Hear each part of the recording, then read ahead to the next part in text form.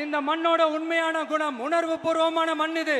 அது மட்டும் இல்ல, இந்த மண்ணில் வாழ்ற மக்களும் அப்படித்தான் உணர்வு பூர்வமான ஆளுங்க. நான் இந்த மண்ணில் கால் எடுத்து வச்ச உடனே ஒரே ஒருத்தரை பத்தி தான் மனசுக்குள்ள ஓடிக்கிட்டே இருந்தது. அவர் யாருன்னு உங்களுக்கும் தெரிஞ்சிருக்கும். சினிமானாலும் சரி, அரசியல்னாலும் சரி, நமக்கு ரொம்ப ரொம்ப பிடிச்சது புரட்சி தலைவர் எம்ஜிஆர் அவர்கள் தான். அவரோட பழகிறதுக்கு எனக்கு வாய்ப்பு கிடைக்கல.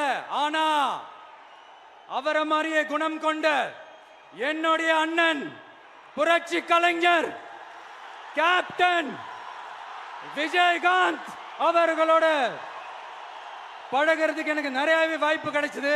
அவரும் இந்த மதுரை மண்ணை சேர்ந்தவர் தானே, அவரை மறக்க முடியுமா? தமிழ்நாட்டு மக்கள் உணர்வுபூர்வமா உண்மையா நம்ம பக்கத்திலே நிக்கிறவங்க, அதுக்கு ஒரு மிகப்பெரிய அடையாளம் தான் இந்த மதுரை மண். நம்ம தமிழக வெற்றி கழகம் கையில் எடுத்திருக்கிற அரசியலும் அப்படித்தான். உண்மையான அரசியல், உணர்வு பூர்வமான அரசியல், நல்ல அரசியல், நல்லவங்களுக்கான அரசியல், நாட்டு மக்களுக்கான அரசியல், நல்லது மட்டுமே செய்கிற அரசியல்.